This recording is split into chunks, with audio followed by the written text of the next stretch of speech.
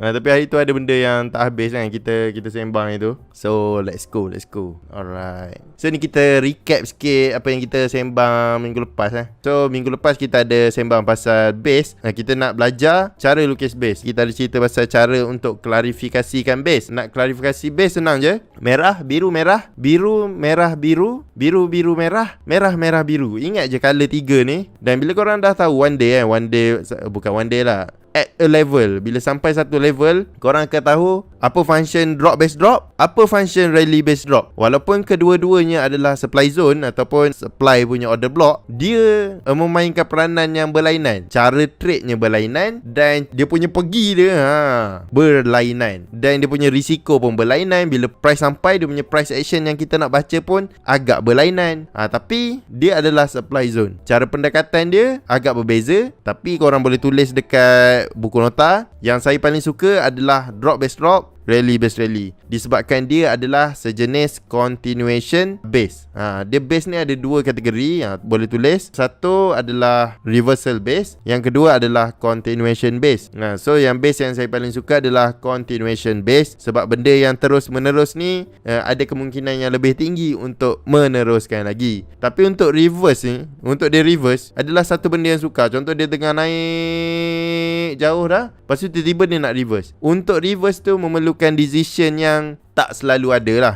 Contoh kalau korang nak pergi daripada rumah korang ke tempat kerja, banyaknya korang guna gear yang bergerak ke depan ke gear yang undur ke belakang. Mesti banyak ke depan kan. Tapi tidak boleh dinafikan ada juga keadaan di mana akan berlaku reversal, ataupun ada juga keadaan di mana korang akan guna gear reverse. Kebanyakan orang sangat suka rally base drop ni ataupun pattern reversal lah. Macam HNS yang kita belajar itu, dia adalah pattern reversal lah. Ni adalah pattern favourite orang, dan disebabkan itulah banyak orang kena lipat. Sebab benda yang reversal ni jarang dia nak ada kekuatan yang cukup untuk melakukan reversal yang bagus. Tapi untuk continuation ni benda yang terus menerus. Kalau lost sekali korang masuk floating sikit pun, dia still akan teruskan perjalanan. Ni benda ni saya bagi tahu ni, korang boleh lah take note So minggu lepas kita sembang apa kita lukis balik So rally ni salah ni bukan rally saya tunjuk. Okay, ni adalah rally. Rally adalah pergerakan daripada bawah ke atas. Dia pergerakan yang bawah ke atas lah, dia menaik apa semua kan. Lepas tu drop tu, harga drop. Dia macam harga naik, harga turun. Harga naik, harga turun, harga naik, harga turun. Harga naik, turun, naik, turun, naik, turun ni, itulah yang menjadikan trend. So naik, turun, naik, turun, naik, turun, naik, macam tu. Dia jadilah trend. So uptrend ni adalah gabungan rally, drop, rally, drop, rally, drop. Ataupun uptrend ni adalah kompilasi ataupun gabungan sebuah data gabungan pergerakan rally, drop, rally, drop, rally, drop, yang mana pergerakan rally mendominasi market ataupun buyer mendominasi market. Bila pergerakan rally lagi banyak daripada drop, maka terwujudlah uptrend. Which mean kalau kita ada satu resistance yang di break macam ni, disebabkan dia adalah uptrend gabungan rally drop, rally drop, rally drop. Dan bila one day dia drop, maksudnya saya boleh masuk ke cikgu contoh kan. Ada orang tanya, iyalah boleh masuk. Sebab apa? Sebab dia sedang uptrend. Uptrend merujuk kepada pergerakan rally, rally, rally. Tapi dalam keadaan rally pun dia kena ada drop. Tapi drop yang minimal. Dan drop tu hanya untuk dia turun dan meneruskan perjalanan dia. So dekat sini kalau saya buy boleh ke? Sila buy. Tapi kalau turun macam mana? Turun peduli apa? Sebab yang mendominasi market adalah bullish. Adalah pergerakan rally. So masuk je, dia turun sikit, dia pun naik macam tu. Sebab dekat sini kan boleh jadi double bottom kan. Kita dah belajar kan pattern double bottom. Okay. So dekat sini saya tunjuk kenapa saya cakap yang pergerakan yang macam tadi tu bukan drop. Sebab ada orang cakap ni pergerakan ni kita consider dia sebagai drop. Okay. Sebab minggu lepas kalau kita tengok yang dekat warna hijau ni, ni adalah apa? Biru, merah, biru. Cuba tengok dekat sini. Okay, so dekat sini kalau kita tengok dia turun, dia naik macam gini kan. So yang kotak warna hijau ni, dia apa benda Dia drop base rally ke? Ataupun rally base rally? Kalau rally base rally, macam Hanzo bagi tahu tadi, untuk klarifikasikan base dia biru, merah, biru. Tapi kalau kita tengok, kalau aku tengok kat sini tak nampak rally base rally-nya. Memang nampak DBR, drop base rally. Mana satu? Jawapan dia ni. Jawapan dia rally based rally. Rally based rally sebab dia korang tulis dekat buku kejap. Tulis dekat buku apa benda saya nak bagi tahu ni. Rally based drop based rally ni adalah sifat base. Sifat base-nya datang daripada rally ke. Dia rally ni maksudnya dia datang daripada harga yang daripada murah ke mahal. Lepas tu jadi base. Lepas kalau dia drop dia jadi murah balik. So maksudnya dia murah, lepas tu jadi mahal. Lepas dah berlaku jual beli pada harga mahal, dia drop. So dia adalah rally based drop. Tulis apa yang saya bagi tahu ni. Drop based drop, rally based rally, rally based drop based rally. Ini semua merujuk kepada sifat harga. Sifat price, bukan sifat market. Kalau nak tahu uptrend, downtrend, kita nak cerita berkenaan market. Market sekarang sedang buat apa? Market sedang buat uptrend. Kita cerita pasal general apa benda yang tengah berlaku sekarang. So dia ceritalah sekarang trend dia macam ni. Tapi bila kita nak go spesifik, kita akan tengok sifat demi sifat, sifat demi sifat. Kita akan tengok bukan kau lah, dia kita tengok sifat. So tulislah dekat buku ikut pada kefahaman korang. So semua jenis base ni, yang 4 base yang saya bagi tahu tadi, ini semua menerangkan berkenaan sifat harga. Dan trend pula merujuk kepada overall market. Merujuk kepada market structure tu sendiri. Structure market, pembinaan market tu sendiri mencerita berkenaan apa. Tapi berkenaan base pula, dia menceritakan berkenaan sifat harga. Adakah sifat dia masa tu adalah sejenis sifat yang daripada murah ke mahal, ataupun di situ telah berlaku jual beli yang dahsyat. Kita boleh tahu semua dalam base. Adakah situ adalah jual beli yang lama berlaku jual beli dekat situ. Bila lama jual beli berlaku dekat situ, maksudnya negosiasi agak lama dekat situ. Yang bila negotiation yang terlalu lama, maksudnya itu adalah harga yang tak baik. Dengar saya bagi tahu, kalau nego lama-lama kadang tak edit kan. Tapi kalau orang contoh orang tu nak beli barang, dia nego, tak apalah bang. Maksudnya next time kalau seller tu dia jumpa orang ni, dia takkan layan dah. Sebab dia tahu orang ni adalah base yang tak bagus. Sifat harga, sifat pocketnya, sifat market, pricing tu sendiri tak bagus. Okay. Contoh pada price macam tengah sideways, base yang lebih daripada 4, 5, 6 candle baru pecah base. Faham Dia berlaku jual beli, tapi dia bukanlah seperti yang kita jangkakan macam benda hot item. Buyer datang, seller jual, transaksi berlaku, settle. Maksudnya pada harga ini telah berlaku transaksi yang sangat-sangat mantap. Orang cakap, korang kalau macam contoh normal trader bukan trader supply and demand kecuali supply and demand trader baru Tapi bagi trader supply and demand yang lama, dia tak nampak chart. Dia nampak jual beli. Macam saya nak explain dekat korang ni, boleh je tengok dekat sini ni drop based drop, rally based rally. Boleh je explain benda simple macam tu. Tapi macam mana saya nak explain apa yang saya nampak compare dengan apa yang terzahir macam ni. Yang apa korang tengok dekat chart ni adalah yang tersurat. Tapi apa yang tersirat di sebalik chart tu? Kalau belajar dengan Cikgu Mansur, belajar makrifat forex. Mengenal candle.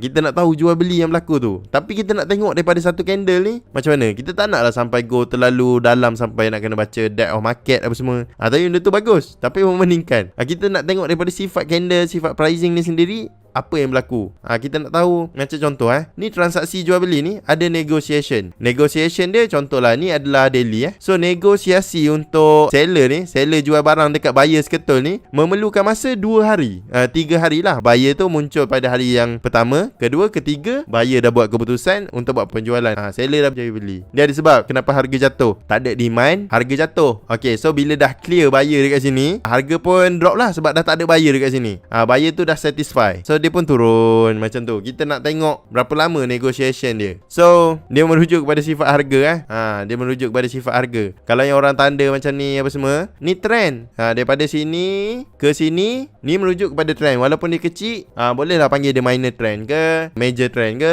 Tapi bila kita nak mencerita berkenaan sifat harga, kita nak bercerita berkenaan base, kita kena tengok candle demi candle, candle demi candle. So kalau kita rujuk semula kita punya nota tadi, cara nak klarifikasikan base, kalau candle demi candle macam mana? Biru, merah, biru. So kalau macam dekat yang warna hijau ni, biru, merah, biru. So dia jadilah rally base rally. Jangan nampak pergerakan trend ni, walaupun dia drop base rally, tapi dia bukan, dia trend. Dan jangan argue dengan saya kalau dekat lower time frame ke higher time frame ke. Tu semua saya dah explain pada live yang lepas Kan nanti saya maki orang pasal time frame susah ya Bukan maki, ajar saya jahat sikit. Okay, so nak tahu contoh dia, nak tahu dia punya similarities, nak tahu trend ni. Macam mana kita nak tahu trend yang Hanzo Hanzo bagi tahu tadi, macam contoh orang cakap, oh Hanzo ni sembang lah. Dia cakap ni bukan drop. Jelas-jelas lah nampak tinggi, jatuh, jadilah drop. Dekat higher time frame jadilah drop. Kita kalau cerita higher time frame, kita buka higher time frame lah. Fokus satu time frame. Jangan nak cerita pasal apa. Jangan tengok balik live yang minggu lepas saya dah explain pasal higher time frame, lower time frame, cara nak marking. Macam contoh shadow bukan break kan. Shadow tu bukan break. Walaupun dia cakap dekat lower time frame mesti ada body, tapi dekat lower time frame tu ada tak base yang kena break tu. Base tu terwujud dekat monthly. So janganlah pelik-pelik. Okay. Saya garang sikit sebab benda ni, aduh, ramai orang ajar benda sesat Kena kat TikTok budak-budak pelik-pelik betul lah. Boleh nak ajar tapi make sure faham lah. Nanti kan orang. Okay, kita fokus. So kita tengok dekat sini adalah trend tengok anak saya dah nangis bunyi. Macam mana anak saya dah nangis? Dia perlukan seorang ayah yang pandai buat lawak. Dia pun perlu lawak saya juga. Tengok anak saya pandang saya. Kenapa? Bising. Lah.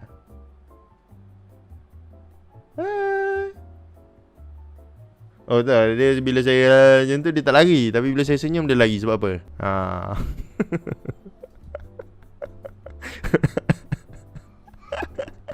Tengok. So lepas subuh lepas subuh anak saya memang tidur pagi. So dia tak ganggu lah. Dia nak tengok muka saya. Dia macam pelik mana bapak dia pergi bapak dia dah handsome. Lelaki paling handsome dalam rumah. Ya, saya seorang ni lelaki. Dia pun lelaki ke. Tapi dia belum handsome lagi masih bocah kata. Tapi kalau anak saya dah besar ni kalau dia buat perangai pelik-pelik posing depan kereta pasang billboard memang masih belasah dia. Dia cakap banyak pukul. Saya siap ajak orang lagi. Saya buat live. Hari ni kita nak pukul anak saya macam tu. Perangai pelik-pelik guna harta mak bapak buat pelik-pelik. Anti betul saya. So saya didik anak saya jadi manusia biasa. Biar dia pergi sekolah berlari, kena bullying orang. Saya ingat saya nak beli kancil tu. Itu kita buat lawak sikit. Itu saya sembang-sembang dengan isteri saya. Saya tak boleh tengok anak saya nanti macam kaya lah. So nanti dia belagak, dia pelekehkan orang guna tengok bapak buat pelekeh orang.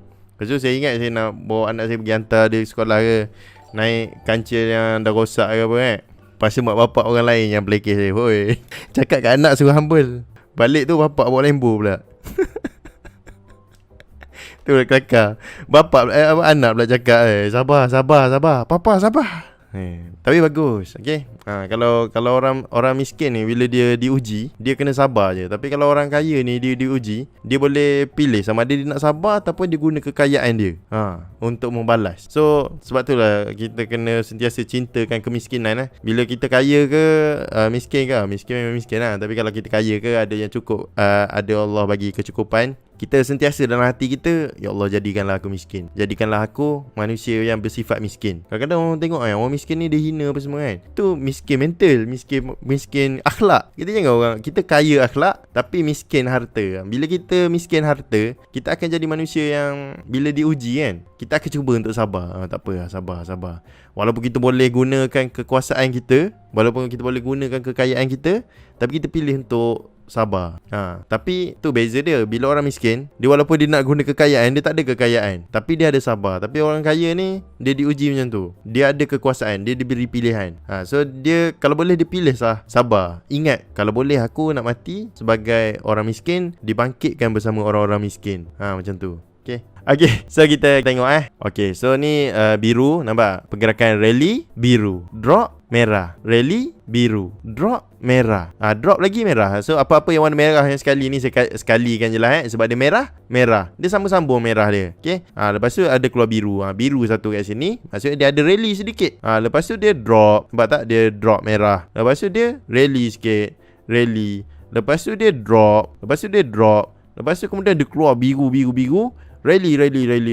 Okay, so dekat sini saya nak tanya ni kita main logik. Trading ni benda paling logik sekali. Dia tak boleh argue, dia tak boleh buat teknik advance ke, dia tak boleh nak goreng benda pelik-pelik ke. Tapi basic tu lah the main point. Bila korang ada basic tu lah main point yang cuba dia nak sampaikan. Okay, faham Kenapa ni dia panggil sebagai rally? Sebab dia open dekat sini, dia close kat sini. Faham Okay, so ni apa benda? Open dekat sini, close dekat sini. Maksudnya drop. Sifat harganya merujuk kepada barang yang lagi mahal menjadi murah. Hanzo tak ada ajar pun rally drop rally. Tadi Hanzo cakap rally base rally. Okay. So base ni saya cakap je. Okay, ni tulis dekat buku. Base adalah keseimbangan. Keseimbangan macam gini. Contoh saya ambil telefon ni kan. Kalau saya seimbangkan dua-dua belah dia, dia jadilah balance. Maksudnya force dekat belah sini contoh 100. Lepas tu dekat sini 100. Tapi kalau 100 persamaan 100 kan, kalau ditolak ke sini, dialih. Contoh balance.